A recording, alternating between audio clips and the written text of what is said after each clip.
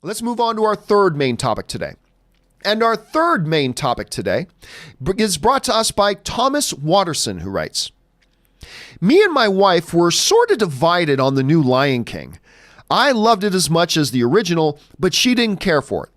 Did you see it's about to pass Jurassic World as the number 6 all-time box office movie? When all the dust settles, how do you think this quote-unquote live action, because it's not live action, it's animated, how do you think this quote-unquote live action remake will be remembered? Thanks, and bring on the filthy." All right, thanks for sending that in, Thomas. And yes, Lion King was easily one of my most anticipated movies of the year. Now, I had a little bit of nervousness about it, not because of Jon Favreau. He just did The Jungle Book, and I love The Jungle Book. The original Lion King is my all-time favorite animated film, so I wasn't nervous about any of that. But what I was a little bit nervous about is that outside of like the MCU, and for me, Star Wars, Marvel had, or Disney, I should say, had been putting out some crap the last couple of years. The new Mary Poppins, not very good. Dumbo, not very good. Nutcracker, not very good. Wrinkle in Time, not very good.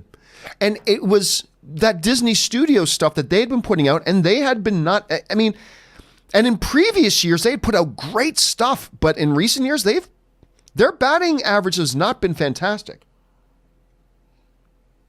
Don't get me wrong, I'm not saying they're terrible, but they have put out some pretty questionable films.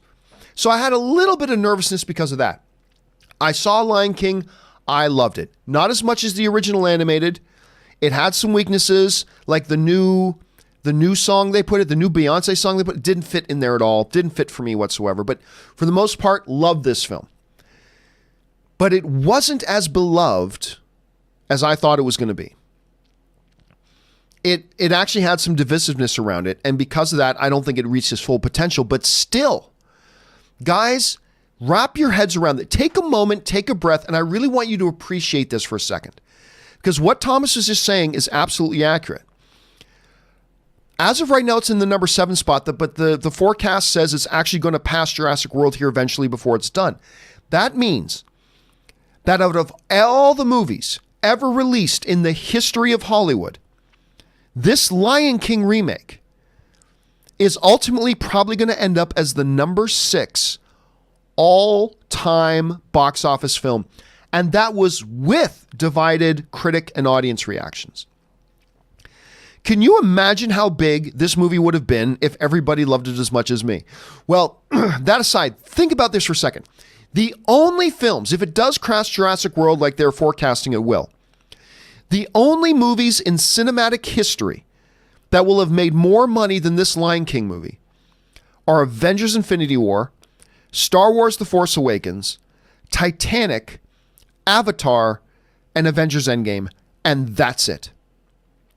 And that's it. No Spider-Man movie, no James Bond movie, no Superman movie, no Batman movie, you name, no Harry Potter movie, nothing has ever been bigger than Lion King other than a couple of Avengers films, a Star Wars film, Titanic and Avatar, and that's it.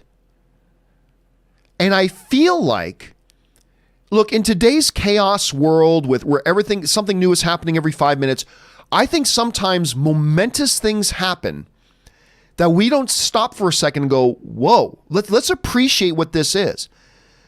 This little remake of an animated classic is going to be the 6th biggest film of all time. It's clearly not going to catch Avengers Infinity War. It's way too behind, but at worst, it's going to be 7th. That is nuts.